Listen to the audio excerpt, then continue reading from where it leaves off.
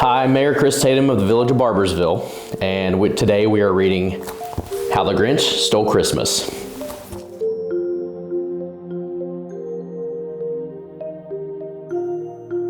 Every Who down in Whoville liked Christmas a lot, but the Grinch who lived just north of Whoville did not. The Grinch hated Christmas the whole Christmas season. Now please don't ask why, no one quite knows the reason. It could be his head wasn't screwed on just right. It could be perhaps his shoes were too tight.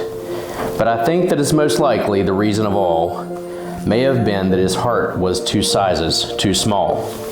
But whatever the reason, his heart or his shoes, he stood there on Christmas Eve, hating the Whos, staring down from his cave with a sour, grinchy frown as the warm lighted the windows below their town.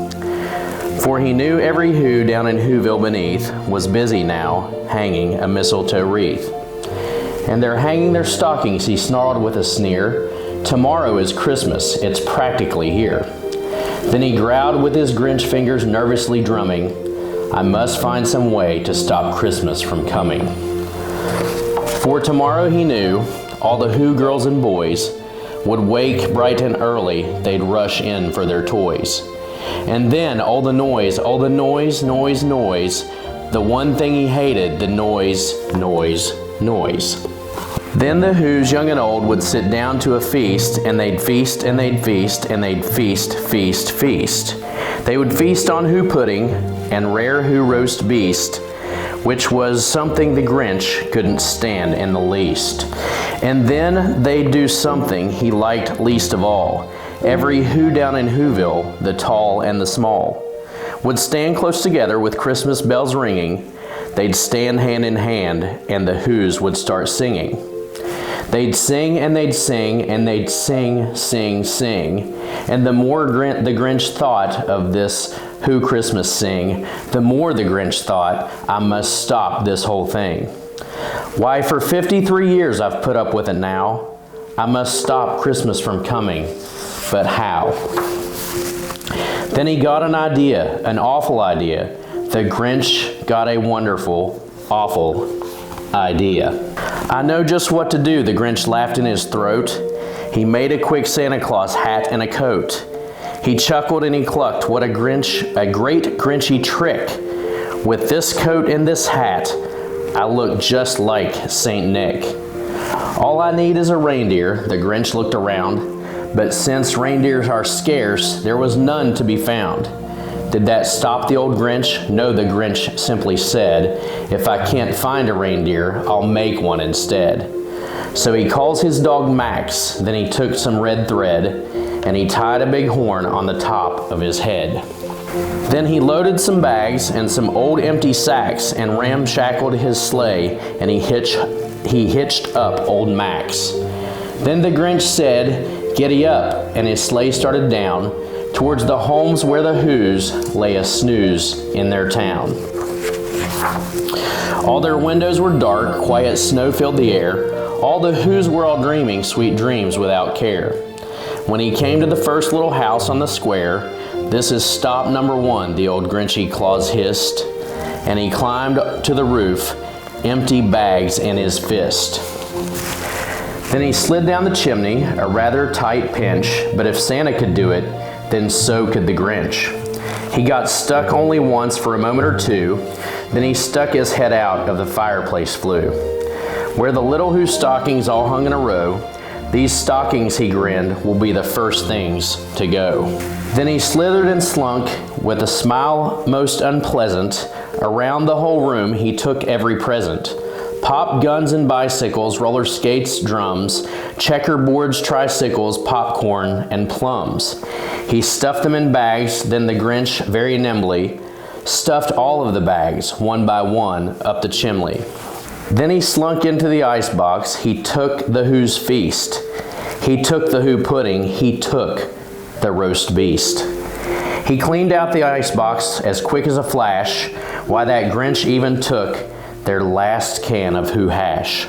Then he stuffed all the food up the chimney with glee, And now, grinned the Grinch, I will stuff up the tree. And the Grinch grabbed the tree and he started to shove when he heard a small sound like the coo of a dove. He turned around fast and he saw a small who, little Cindy Lou Who was not more than 2. The Grinch had been caught by this tiny Who daughter who had gotten out of bed for a cold cup of water. She stared at the Grinch and said, "Santa Claus, why?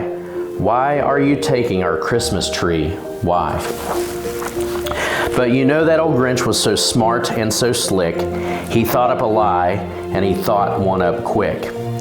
"Why, my sweet little tot," the fake Santa Claus lied, "there's light on this tree that won't light on one side. So I'm taking it home to my workshop, my dear. I'll fix it up there, and then I'll bring it back here." As he fibbed, fooled the child, then he patted her head, and he got her a drink and sent her to bed. And when Cindy Lou Who went to bed with her cup, he went to the chimney and stuffed the tree up. The last thing he took was the log for their fire. Then he went up the chimney himself, the old liar. On their walls he left nothing but hooks and some wire, and he took the last speck of food that he left in the house was a crumb that it was even so small for a mouse. Then he did the same thing with the other Who's houses, leaving crumbs much too small for the other Who's mouses. It was 1/4 dawn, all the Who's still abed, all the Who's still a snooze when he packed up his sled. Packed it up with their presents, the ribbons and the wrappings, the tags, the tinsel, the trimmings, and the trappings. 3,000 feet up the side of Mount Crumpet, he rode his load to the tip-top to dump it.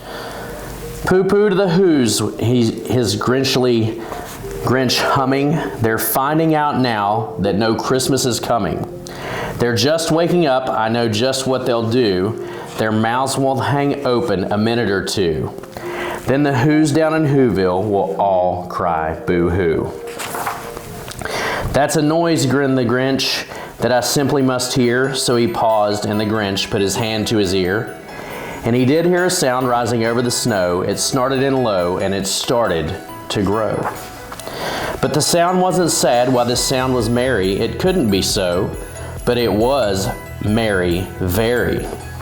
He stared down at Whoville. The Grinch popped his eyes. Then he shook. What he saw was a shocking surprise. Every Who down in Whoville, the tall and the small, was singing without any presents at all. He hadn't stopped Christmas from coming. It came. Somehow or other, it came just the same. And the Grinch, with his Grinch feet ice cold in the snow, stood puzzling and puzzling. How could it be so? It came without ribbons, it came without tags, it came without packages, boxes, or bags. And he puzzled 3 hours till this puzzler was sore. Then the Grinch thought of something he hadn't before. Maybe Christmas, he thought, doesn't come from a store. Maybe Christmas, perhaps, means a little bit more. And what happened then? Well, in Whoville, they say, the Grinch's small heart grew 3 sizes that day. And the minute his heart didn't feel quite so tight, he whizzed with his load through the bright morning light. And he brought back the toys and the food for the feast. And he himself, the Grinch, carved the roast beast. I hope you enjoy this book as much as I do. This was one of my favorites when I was young. So Merry Christmas and thanks for joining me.